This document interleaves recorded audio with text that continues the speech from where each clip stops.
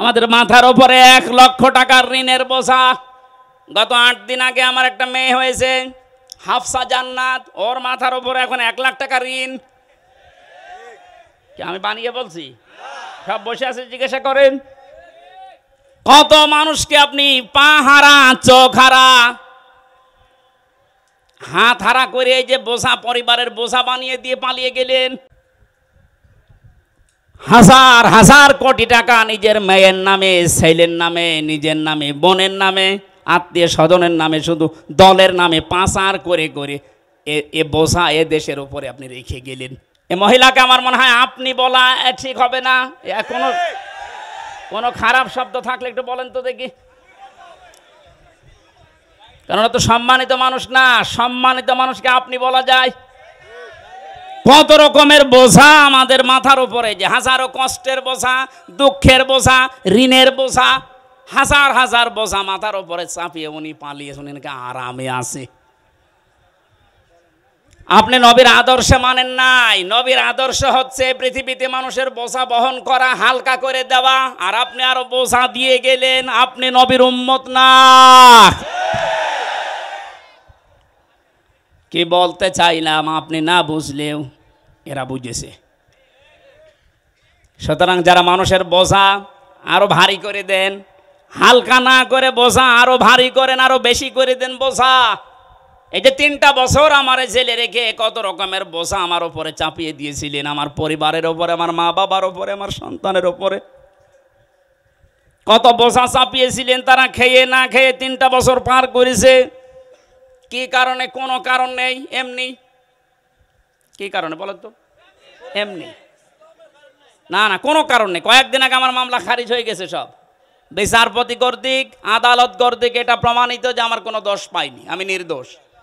সুতরাং নির্দোষ মানুষকে আপনি 3টা বছর জেলে রেখে যে বোঝা দিলেন, এখন তো আপনি আরামে আছেন। আমিও চাই আমার মতো 3 বছর আপনি জেলে থাকেন। আর ব্যারিস্টার আরমানকে গুম করেছিলেন, তার জন্য 8 বছর। 8 আর 3 কত হয়? আমান আজমিকে 8 বছর, কত হয়? 19 বছর আগে থাকবেন মাটির নিচে, এরপরে আপনি চট করে ঢুকে পড়বেন। হাজারো মানুষের মাথার উপরে দুঃখের বোঝা, কষ্টের বোঝা, ঋণের বোঝা সব চাপিয়ে উনি এখন আরামে আছে। নবীর উম্মত। কিসের উম্মত? 14 বার হজ করলেও পট্টি মাথায় দিয়ে তসবিহ হাতে নিয়ে, এটা নবীর উম্মতের বাইরে। নবীর উম্মতের বাইরে যারা, ওটা হয় কাফের, না অন্য কিছু। একটা কথা যদি কেউ ভুল প্রমাণ করতে পারে বলেন এ পর্যন্ত। ও নবীর উম্মত আপনি কোনটা দিয়ে বলবেন? নবীর কাজ ছিল মানুষের বোঝা হালকা করে দেওয়া, আর ওদের কাজে 15.5 বছরে হাজারো মানুষের পরিবারে শুধু বোঝাই দিয়ে গেছে। একটা মানুষকে জেলে দেওয়া মানে তার পুরা পরিবারটা বোঝা বহন করা। সে নিজেরা খেতে পারে না, জেলখানায় টাকা পাঠানো লাগে 10,000 20,000 করে। তাও 2 দিন 5 দিন 10 দিন পরে ছেড়ে দিলে তো হয়। 3 বছর 5 বছর 10 বছর আপনি কত রকমের বোঝা দিয়ে গেলেন। এই যে 2880 জন এখন হাসপাতালে বেডে কাতরাচ্ছে, এই মানুষগুলোর কারো পা নেই, হাত নেই, ঠ্যাং নেই, কারো অন্ডকোষ উঠে গেছে। এগুলো এই বোঝা এখন বহন করবে কে? যারা শহীদ হয়েছে 1077 জন, সেগুলো তো বাদ দিলাম, তা তো গেছেই। যেগুলোকে এই যে বোঝা এখন পরিবারের জন্য, এগুলো কে টানবে বলেন তো? আপনি নবীর উম্মত দাবি করেন, নবীর কাজ ছিল বোঝা আরো হালকা করে দেওয়া, বোঝা বহন করা। আর আপনি এই বোঝাগুলো সব দিয়ে, ঋণের বোঝা দিয়ে গেছে, কোটি কোটি টাকা পাচার করে এখন এই দেশের প্রত্যেকটা মানুষের উপরে 1 লক্ষ টাকা করে ঋণ মাথা পিছু। ডক্টর মোহাম্মদ ইউনূস উদ্যোগ নিয়ে যে দেশ থেকে যত টাকা পাচার হয়েছে সব টাকা ফেরত নেওয়া হবে, রাষ্ট্রীয় কোষাগারে জমা হবে, এবং যারা টাকা দিতে পারবে না তার বউ ছেলে মেয়ে রাষ্ট্রের কাজে লাগবে। কোনো ছাড় নেই। মানে এ বোঝা আমরা বহন করবো কি করে? তারপরও আমেরিকাতে এই অনুষ্ঠানে গিয়ে উনি যে ডলারগুলো নিয়ে এসেছেন, এভাবে যদি আনতে পারেন দেশটা দাঁড়াবে। এত ঋণ, এত বোঝা বহন করা সম্ভব? ও তো আরামে আছে, বোনকে নিয়ে খাচ্ছে আর ঘুমাচ্ছে, আর মাঝে মাঝে বলছে আমি চট করে আসতেছি। স্ত্রী 3 নম্বরে বলেছিলেন, হে আবুল কাসেম, কাসেমের পিতা, অতাহমিলুল অতাকসিবুল মাদুমা, আপনি মানুষের বস্ত্র যাদের বস্ত্র নেই তাদের বস্ত্রের ব্যবস্থা করেন, যারা উলঙ্গ অর্ধ উলঙ্গ তাদেরকে আপনি ঢেকে দেন। আর আপনি কি করলেন? এই 15.5 বছরে কত মানুষের পোশাক আপনি খুলে নিয়েছেন। পোশাক মানে শুধু এই পোশাক না, হাজার হাজার আলেমদের চরিত্রের উপরে কলঙ্ক দিয়ে তাদের পোশাক খুলে নিয়েছে। এ মাওলানা মামুনুল হককে জেনার তহমত দিয়ে তার নিজের স্ত্রী, আমি 3 বছর লোকটার সাথে ছিলাম, আপনার চাইতে আল্লাহর ভয় তার ভেতরে কম নেই যে সে জেনা করবে। আপনার নিজের সারা জীবন একটু মিলান তো, জেনায় ভরপুর। আপনার হাতের জেনা, মুখের জেনা, চোখের জেনা, বাকি জেনার নাম নাই বললাম। আর আলেমদের ওপরে এটা চাপিয়ে তার পোশাক খুলে নিয়ে মানুষের কাছে প্রমাণ করতে চেয়েছে যে চরিত্র ভালো না। কোরআনের পাখি বিশ্বনন্দিত মুফাসসিরকেও তারা নাম দিয়েছে যে ধর্ষক। শয়তানে বিশ্বাস করবে? রিমান্ডে আমারে ওরা আল্লামা সাইদি এবং আর একটা মহিলার কণ্ঠ এক জায়গায় করে শোনাতো, দেখেন আপনার হুজুররা কি চরিত্র খারাপ। ওরে শয়তান, নিজেদের চরিত্র ওরা আলেমদের উপরে চাপিয়ে। এই যে ছোট হুজুর যেটা ছিল রফিকুল ইসলাম মাদানি, ওরা পুরা উলঙ্গ করে হাতের ছিলে, ওর হাতের উপরে একটা দিয়েছে সিগারেট, আর আবার ধলঙ্গ একটা মেয়ে লোক নিয়ে ছবি তুলে বলেছে এটা ছেড়ে দেবো। দেখেন কখন জায়গায় পৌঁছিয়েছে। আল্লাহর নবী আরো মানুষের পোশাক পরিয়ে দিত, আর এরা পোশাক খুলে নিয়েছে। হাজার হাজার মানুষের চরিত্রের পোশাক, গায়ের পোশাক পর্যন্ত খুলে খুলে এই 15.5 বছর আনন্দ করিস। এরা নবীর উম্মত না, কারণ এটা নবীর আদর্শ না। কথা বলেন। তাকরিউদ দাইফা, আপনি মেহমানদারি করেন, অতিথি পরায়ণ। আজ তাকান সারা দেশের দিকে, নবীর এই আদর্শগুলো যারা ধারণ করে তাদের হাতে আমরা দেশটা দিতে চাই। জামাতের কেন্দ্রীয় আমির ডাক্তার শফিকুর রহমান, নিজের পরিবার ওই রকম না, তারপরও এই শহীদদের পরিবারে 2 লক্ষ করে টাকা পৌঁছিয়ে দিচ্ছে সারা দেশে। যার পোশাক নেই তাকে ঢেকে দেওয়ার জন্য চেষ্টা চালাচ্ছে। যার অঙ্গহানি তার বাড়িতে গিয়ে হাসপাতালে যে খোঁজ নিচ্ছে, তে মানুষগুলোর চরিত্র তো রসুলের সাথে মিলে যাচ্ছে। কথা বলেন। অতঈনু আলা নওয়াইবিল হক, আর আপনি হককে সাহায্য করেন, হক প্রতিষ্ঠার জন্য কাজ করেন। নবীজির স্ত্রী যা যা বলেছিল নবীর পক্ষে, আমরা এখন বাস্তবে দেশে বাংলাদেশ জামাত ইসলামী, ইসলামী ছাত্র শিবিরের ভেতরে দেখতে পাচ্ছি। আপনি যাই বলেন, মন খারাপ করেন আর খুশি হন, এইটাই বাস্তব। তাহলে হাদিস বাদ দিয়ে দেন। এগুলো মিলে যাচ্ছে, খাপের খাপ মমতাজের বাপ। আমরা করব কি মিলে গেলে? আপনার সাথে তো মিলছে না। হ্যাঁ, আপনি নিয়ে আসেন আপনার সাথে কি মিলছে, আমি দেখাচ্ছি। সূরা লাহাব আপনার সাথে মিলবে, বলবো। সুতরাং নবীর হাদিসের সাথে যাদের জীবন চরিত্র মিলে যাচ্ছে তাদেরকে একটু দিয়ে দেখা যায় না যে কেমন চলে দেশটা। 53 বছর তো দেখেছি। ডাক্তার শফিকুর রহমান ঘোষণা দিয়েছে 15 বছর লাগবে না, মাত্র 10 বছর আমাদের হাতে দেন, চাঁদাবাজ এ নাম বাংলাদেশে থাকবে না। একটু বিশ্বাস হয় না আপনাদের? একটু দিয়ে দেখেন না কেন? কত মানুষের নাম তো শুনলাম আমরা, কেউ পারে নাই, আরো চাঁদাবাজি করেছে। 5 তারিখের বিকাল আসতে দেরি, আগস্টের, অনেকে চাঁদাবাজিতে লেগে পড়েছিল, এখনো হাতে থালা পায়নি। তাই যদি অবস্থা হয়, থালা পেলেও তো বড় চাঁদাবাজ হবে। সুতরাং আমরা চাই এমন মানুষকে দিতে যিনি ঘোষণা অলরেডি দিয়ে দিয়েছে, যদি ইসলাম এদেশে ক্ষমতায় আসে আমাদেরকে যদি আপনারা দেন, আমরা জাতির শাসক হব না, খাদেম হব। চাঁদাবাজ না, ভিক্ষা করে খাবেন, চাঁদাবাজি করবেন না, ঘোষণা দিয়েছেন উনি কালকে। কথা বলে না কেন? একটাবার একটু দেওয়া চাই না? আমরা দিতে চাই। আমি সাধারণ মানুষ হিসাবে আহ্বান জানাচ্ছি, এবার আমরা দিতে চাই। কথা বলেন।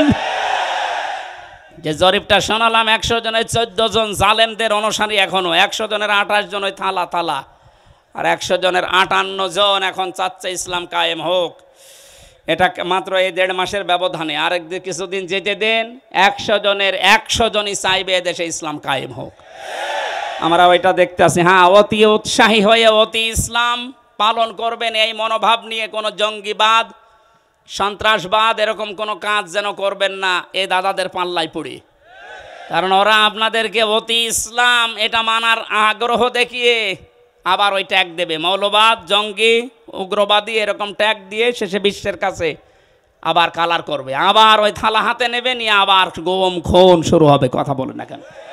আমরা এ সুযোগ আর দিতে চাই না। অতি ইসলাম না, যেভাবে ইসলাম পালন করা দরকার বাবা আস্তে আস্তে শুরু করেন।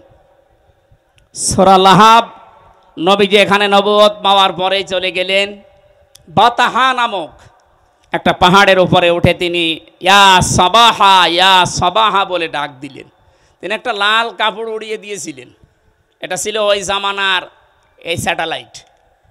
কারণ এখন যেমন এই যে এই মিডিয়াগুলো কাজ করছে এটা ছড়িয়ে দেওয়ার জন্যে, ওই জামানার স্যাটেলাইট ছিল, মিডিয়া ছিল এই লাল কাপড়।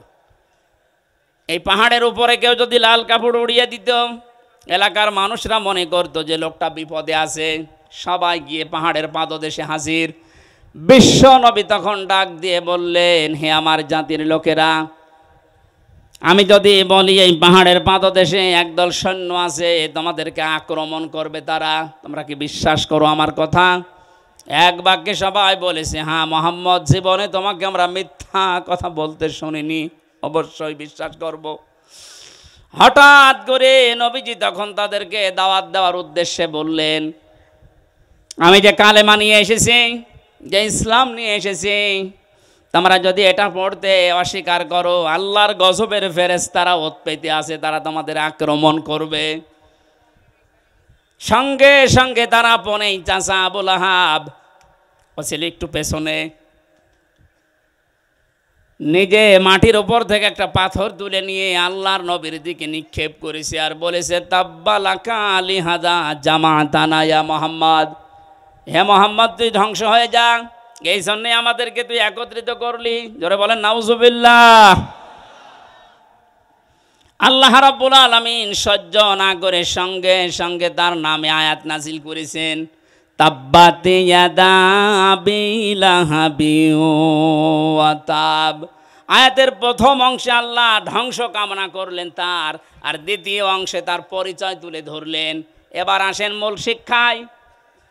কালকে ঐতিহাসিক সরোয়ার্দী উদ্যান ঢাকাতে আমি এই পয়েন্টের উপরে আলোচনা করেছিলাম, নবীজির সাথে দুনিয়ায় যারাই বিয়াদবি করে আল্লাহ তাদেরকেই ধ্বংস করে দেয়।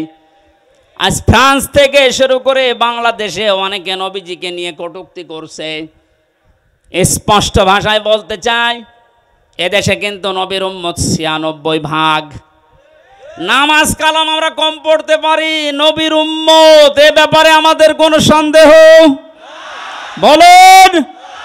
আপনি বুঝে করেন আর না করেন, নবীকে নিয়ে যদি কোনো কটূক্তি হয়, এ 15 বছর তো বাবাকে নিয়ে কিছু করলে তার খবর ছিল।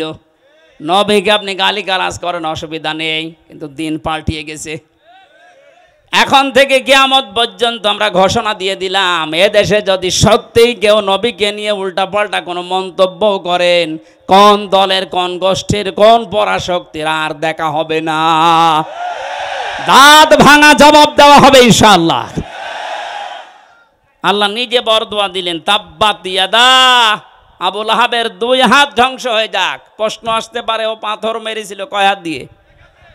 তাহলে এই হাতও ধ্বংস করে দিলেন মানে?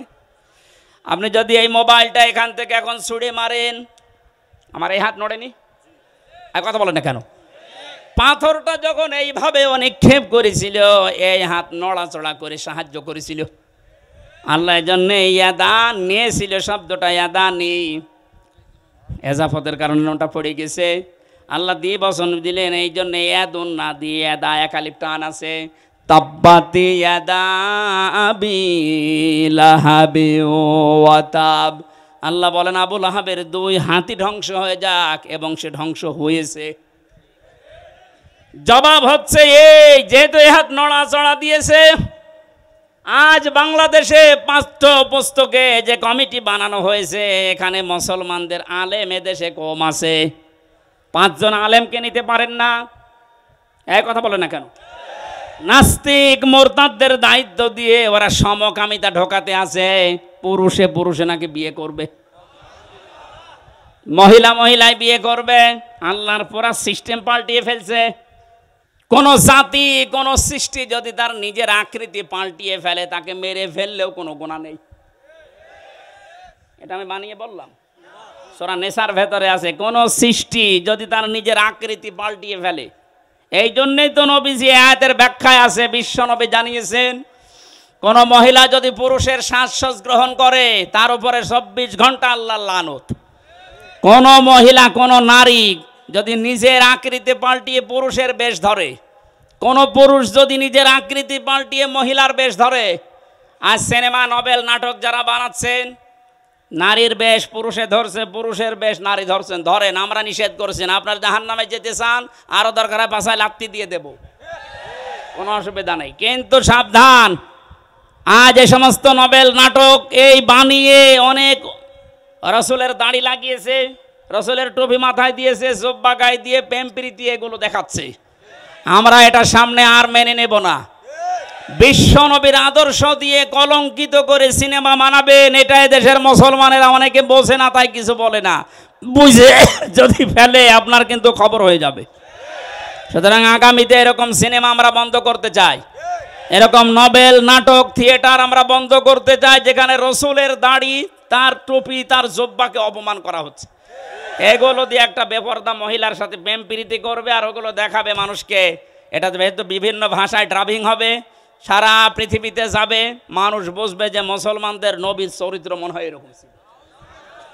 নবীর চরিত্র কি এরকম ছিল? বিশ্বনবী মসজিদে নামাজ পড়তে যাওয়ার সময় একটা বেপরদা মহিলা সামনে পড়েছিল, সঙ্গে সঙ্গে নিজের দৃষ্টিকে নিম্নগামী কমে বাড়িতে আসলেন, হযরতে হাফসাকে ডাক দিলেন। হযরতে হাফসাকে ডাক দিয়ে মন মতো দেখলেন। হযরতে হাফসা বলেন, হে রাসূল, আপনি তো মসজিদে যাচ্ছিলেন, হঠাৎ এসে আমাকে দেখা আরম্ভ করলেন। নবীজি বললেন, দেখো, মসজিদে যাওয়ার সময় একটা বেপরদা মহিলা আমার সামনে পড়েছিল, আমি তাড়াতাড়ি এসে ওকে না দেখে তোমাকে দেখলাম, কারণ ওকে দেখলে আমার কবিরা গুনাহ হবে, তোমাকে দেখলে আমার সওয়াব হবে। যে নবীর চরিত্র এত পুত পবিত্র, তার টুপিকে, তার দাড়িকে আপনি এই নিলয় আলমগীর নাকি এক শয়তান আছে এর মুখে লাগিয়ে প্রেম প্রীতি শিখাচ্ছে। কথা বলেন না কেন? যারা এগুলো করছেন এর পেছনে যারা বাম হাতের মতো নাড়াচাড়া দিচ্ছেন, আমরা কিন্তু তাদের চিনি। পাঠ্যপুস্তকে যারা ৯৬% মুসলমানের দেশে উল্টাপাল্টা জিনিস লাগাচ্ছেন, এই দুইজন নাস্তিকের কাজ না, এর পেছনে অনেক রাঘব বল মনে হয় হাতে এই বাম হাতের মতো নাড়াচাড়া দিচ্ছে। যারা দিচ্ছেন সাবধান, আল্লাহ যদি ধরে এই হাত শুধু না, এই হাত ধ্বংস করে দেবে এবং ধ্বংস হবে নতাব্বা। আবুল আহাব যেমন নিজে ধ্বংস হয়েছিল, আজ যারা ইসলামের বিরুদ্ধে, নবীর বিরুদ্ধে ডান হাত ব্যবহার করছেন, বাম হাত দিয়ে অনেকে পেছন দরজা দিয়ে নাড়াচাড়া দিচ্ছেন, আপনি ধ্বংস হবেন, মাস্ট বি ধ্বংস হবেন। মা আগনা আনহু মালুহু ওয়া মা কাসাব, আপনার সম্পদ আদি যা অর্জন করেছেন একটাও কাজে আসবে না। বাস্তব প্রমাণ এই দরবেশের, একটা টাকাও কাজে আসতেছে। শুনলাম হাট আর এই অবৈধ টাকা নিয়ে এসে নাকি এখন রিমান্ডে বাড়ির খাবার খাচ্ছে। বাড়ির খাবার আমাদেরকে মাখানো খাবার এনে দিতেন, আর এত বড় দেশের শত্রু ৩৬,০০০ কোটি টাকা যার কেলেঙ্কারি, তারে বাড়ির খাবার খাওয়ানো হচ্ছে। মানে দেশের মানুষ এখনো জানে না। যদি জানে যে অফিসে তার এরকম জামায় আদর করা হচ্ছে, অফিস কিন্তু উড়িয়ে যাবে। কথা বলুন। জালেমদের কোনো ক্ষমা নেই। যাদের মেকি দাড়ি ছিল, দাড়ি কেটেছে, দাড়ি কাটা মানে রসুলের গলায় ছুরি লাগানো। এই শয়তান বলে মাঝে মাঝে হজে যায়। কিসের হজে যায়? আমি যাই কয়বার হজে গেছি, শুনলাম এখানে আসবে দরবেশ। কোন তারা? কাবা শরীফের পাশে যে টাওয়ারটা, ওই টাওয়ারে থাকে, সব সময় আল্লাহর ঘর দেখে, সুবহান আল্লাহ পড়ে। কিসের সুবহান আল্লাহ? এদিকে সুবহান আল্লাহ পড়ে আর এদিকে টাকা পাচার করে। ওর এই সম্পদগুলো একটাও আল্লাহ কাজে আসতে দেয়নি, সব ধ্বংস করে দিয়েছে। সায়াসলা নারং যাতা লাহাব, অতি শীঘ্রই আমার আল্লাহ তাদেরকে বলতে, এই যে আবু লাহাব, যার নাম, এর নাম ছিল আব্দুল উজ্জা, এত বড় এত সুন্দর ছিল তার চেহারা, আগুনের লেলিহান শিখা যেটা ওই যে উপর দিয়ে জোহব্বার মতো বের হয়ে যায়, ওই রকম চেহারা ছিল তার। আল্লাহ পাক বলেন, অতি শীঘ্রই আমি তাকে আগুনের লেলিহান শিখায় প্রবেশ করাবো, আমরাতুহু, এবং তার স্ত্রীকেও। প্রশ্ন আসতে পারে, তার স্ত্রীর দোষ কি? আজ এই বাংলাদেশে আমরা অনেকে আবু লাহাবের স্ত্রী উম্মে জামিলের মতো মহিলা সচক্ষে দেখতে পাচ্ছি। আবুল আহাব তো করেছেই, তার স্ত্রী পর্যন্ত নবীকে কষ্ট দিয়েছিল।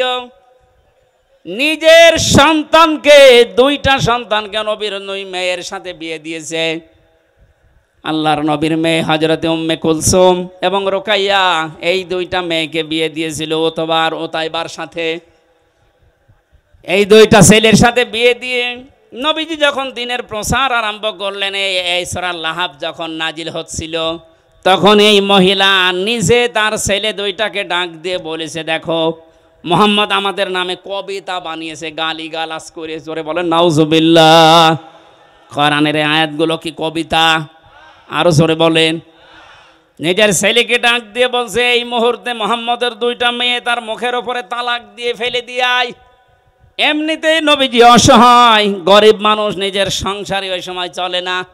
যারা মেয়ের বাবা আছেন একটু ভাবেন তো, দিনের কাজ করতে গিয়ে আপনার দুইটা মেয়েকে যদি জামাই সঙ্গে সঙ্গে তালাক দিয়ে বাড়িতে দিয়ে যায়, একটা বাবার জন্য পরিস্থিতি সামাল দেওয়া কত কঠিন বলেন। আল্লাহর নবী ওই দিন এত বেশি কন্দন করেছিলেন, ছেলে দুইটা তার মায়ের কথা শুনে তার স্বামীকে দিয়ে এই কাজ করিয়ে দুইটা মেয়েকে তালাক দিয়ে নবীজির বাড়িতে ফেলে দিয়ে আসলেন। নবীজি ডাক দিয়ে বললেন, আল্লাহ পাক তুমি দুইটা কুকুর পাঠাও এই দুইজন মানুষের জন্যে। এত বড় কঠিন অবস্থায় আমার দুইটা মেয়েকেও আমার পরিবারে দিয়ে গেল তালাক দিয়ে। আল্লাহর নবীর কথা শোনার পর ওরা বাড়িতে গিয়েছে। এই উম্মে জামিল আবুল আহাবের স্ত্রী ডাক দিয়ে বলে, সন্তানেরা যা করেছো মারহাবা তোমাদের। হ্যাঁ, তোমাদেরকে মুহাম্মদের মেয়েকে ওখানে দেওয়ার সময় কিছু কোনো কথাবার্তারা কি শুনতে পেয়েছো? আবুল আহাবের দুই সন্তান উতবা আর উতাইবা ডাক দিয়ে বলে, আম্মা আবুল আহাব, আমার বাবার কথা মতো আপনার কথা মতো আমরা দুইটা বোনকেই তালাক দিয়ে এসেছি।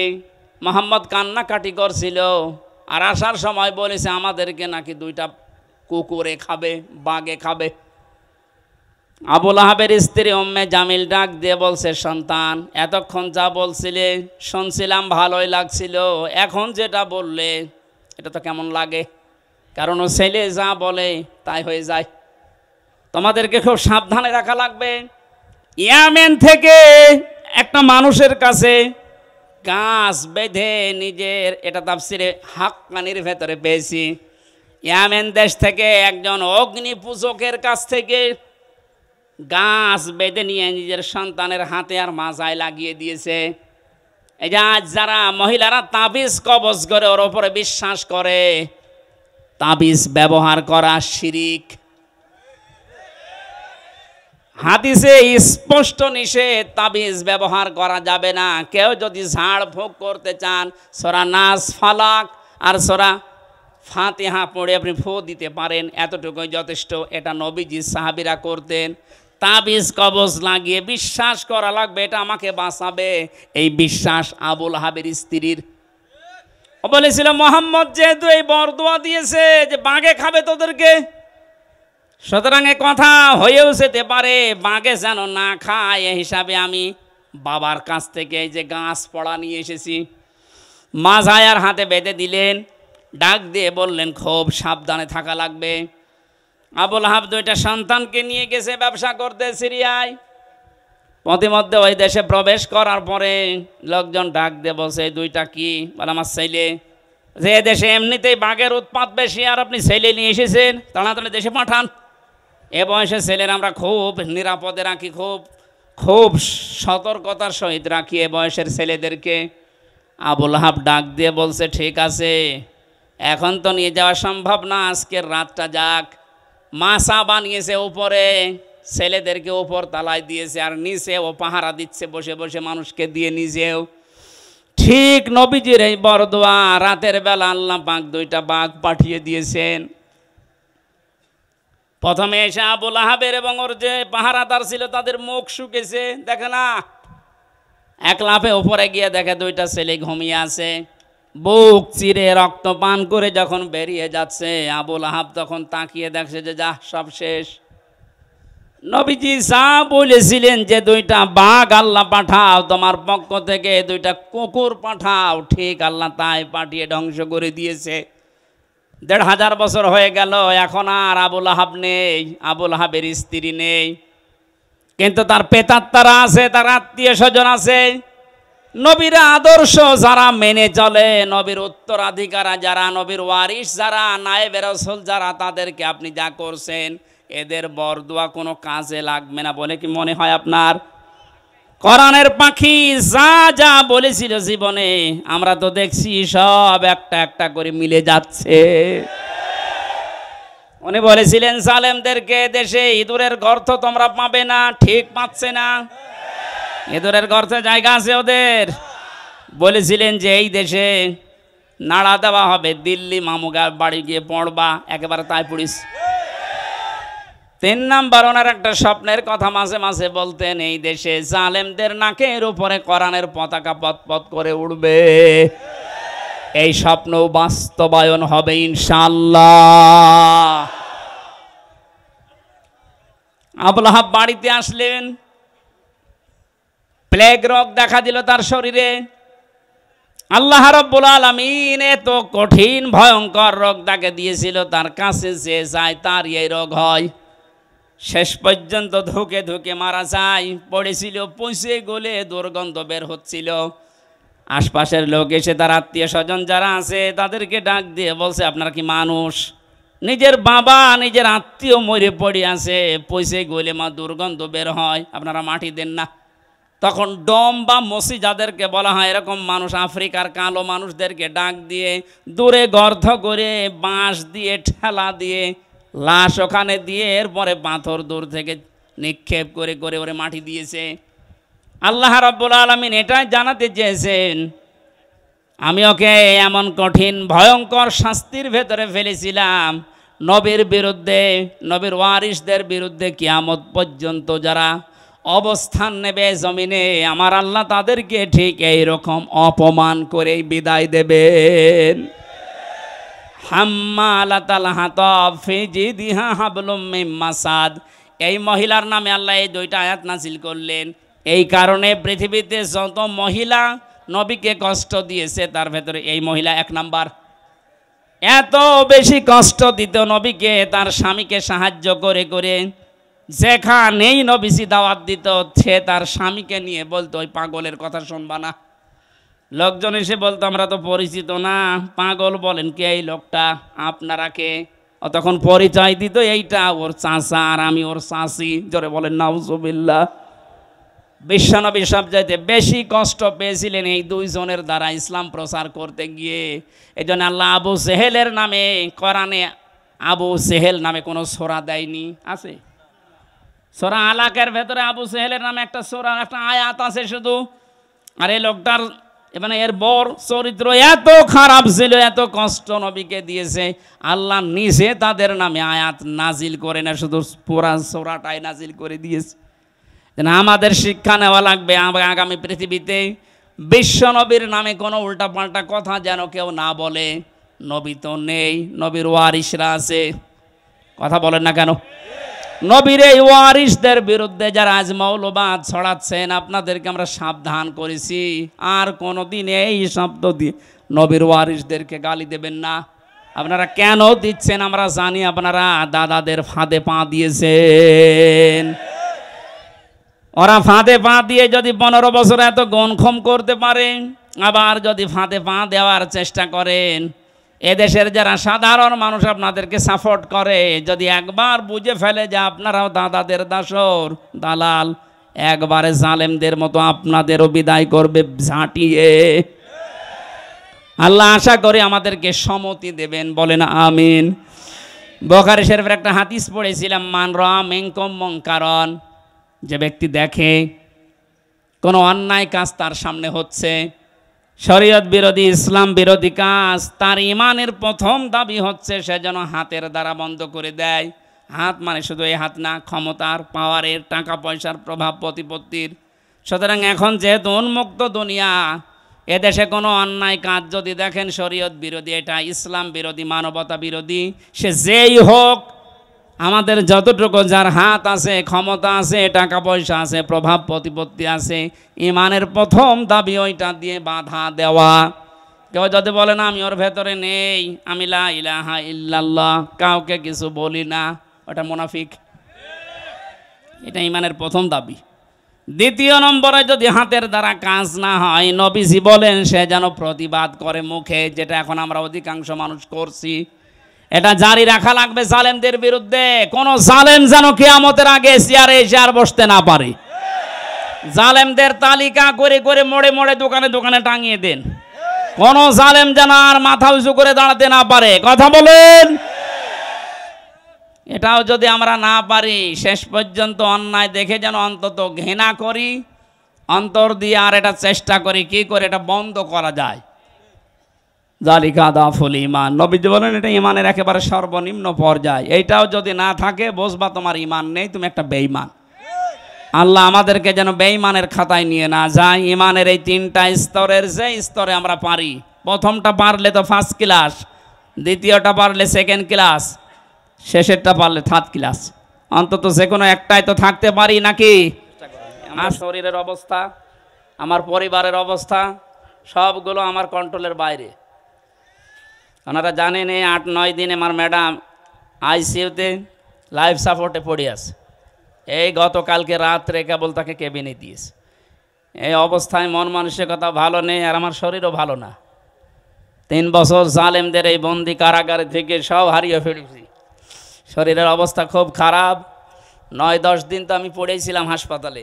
গতকাল থেকে আল্লাহ রাব্বুল আলামিন কিছুটা সুস্থতা দিয়েছেন। আপনাদের ডাকে সাড়া দিয়েছে। কোথায় ঢাকা থেকে আসতেছি, দিনের বেলায় নওগাঁতে ছিল, জোর করে আমিও পারছি না, ওনারাও ছাড়ছে না, এভাবে চলছে। আল্লাহু আকবার। তারপরও যতটুকু সময় পাবো আমরা কোরআনে কারিমকে বোঝানোর চেষ্টা চালাবো। আমা তাওফিক ইল্লা বিল্লাহ। খুব খেয়াল করে শোনেন, সূরা নাম 44-45 নম্বর আয়াত। অনেকে এই বিপ্লবকে এখনো পর্যন্ত মেনে নিতে পারছে না। তাদের উদ্দেশ্যে বলছি, কয়েকদিন আগে একটা জরিপ পেয়েছি, এদেশের 100 জনের 14 জন এখনো পর্যন্ত এই জালিম ছাড়া বিদায় নিয়েছে, যাদের গোড়া পর্যন্ত, শিকড় পর্যন্ত আল্লাহ নিজে কেটে দিয়েছেন। আল্লাহ কেটে দিয়েছেন কেন বলছি, আমি আসতেছি সামনে। এদের পক্ষে এখনও যারা দুর্বিসন্ধি চালাচ্ছে, এখনও ষড়যন্ত্রে লিপ্ত আছে। ডক্টর মোহাম্মদ ইউনূস সরকার গঠন করার পর 100 জনের প্রায় 65 জনের উপরে পরিবর্তন হয়ে গেছে অলরেডি। এখনও 35 জন বাকি আছে। আমরা চাই ইমিডিয়েটলি, খুব তাড়াতাড়ি এই 35টা জালেমও যেন না থাকে। কালকে ডিবি অফিসের যিনি দায়িত্ব পেয়েছেন মল্লিক ভাই, হারুং আঙ্কেলের এই জায়গায়, হাউ আঙ্কেল, ওনার পরিবর্তে যিনি এখন দায়িত্ব পেয়েছেন রেজাউল করিম মল্লিক ভাই, উনি কালকে সংবাদ সম্মেলনে জানিয়েছে ডিবি অফিস এখন থেকে আর আয়না ঘর থাকবে না, এটা আর ভাতের হোটেল থাকবে না, এখানে কাউকে গুম করে রাখা হবে না। এরকম মানুষগুলোকে আমরা সব সেক্টরে বসাতে চাই। যেহেতু 100 জনের প্রায় 65 জন বসে পড়েছে, আর বাকি 35টা আছে, এগুলোর শিকড়ও আমরা কেটে দিতে চাই। ছাত্র আন্দোলনের যে 9 দফা ছিল তার ভেতরে এটা একটা, যে আমরা সংস্কার চাই। জামাত ইসলামের কেন্দ্রীয় আমির যিনি ডাক্তার শফিকুর রহমান, কালকে প্রধান উপদেষ্টার সাথে বৈঠক করার পরে এইটাই জানিয়েছে যে আমরা নির্বাচনের চাইতে সংস্কারে গুরুত্ব দিতে চাই বেশি। কারণ সংস্কার না হলে এভাবে যদি আবার নির্বাচন দিয়ে দেয়, ও আবার দিনের ভোট রাতে হয়ে যাবে। আমরা ওইটা চাই। খুব খেয়াল করে পথ চলা লাগবে। অতি ইসলাম দেখাতে গিয়ে বাইরের রাষ্ট্রগুলোর কাছে দেশকে অপমানিত এবং টার্গেটে ফেলবেন না।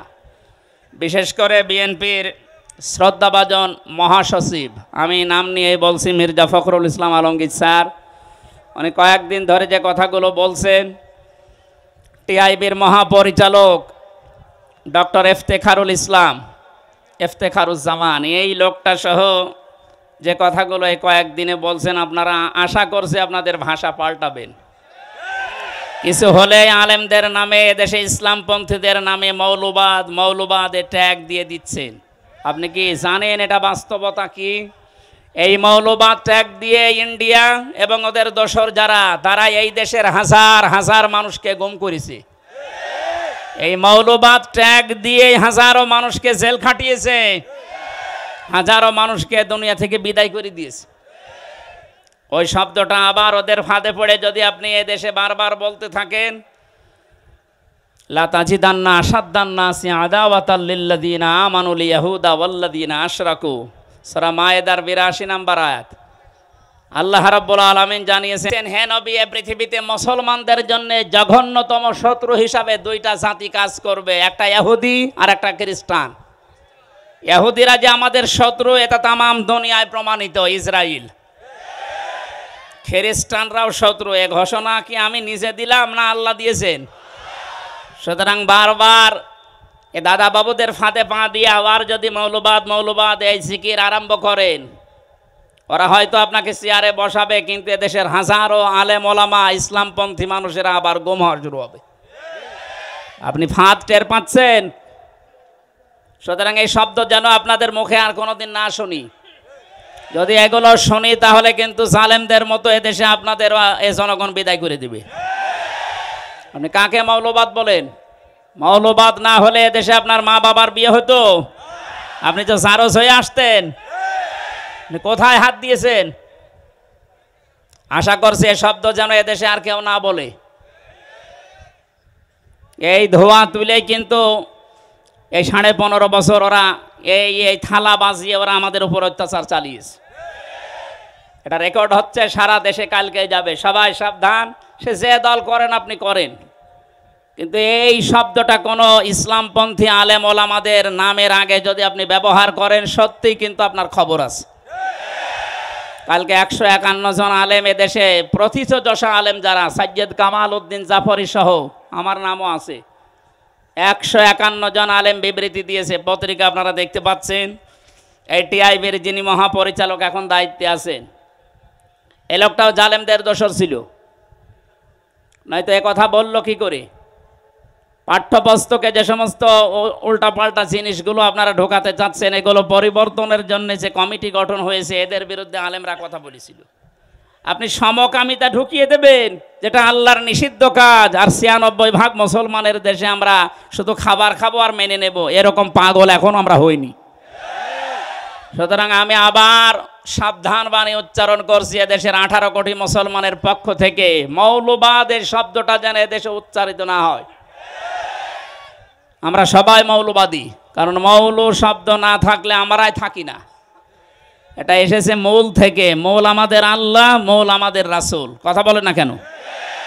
আল্লাহ রাসূল না থাকলে এদেশ থাকবে?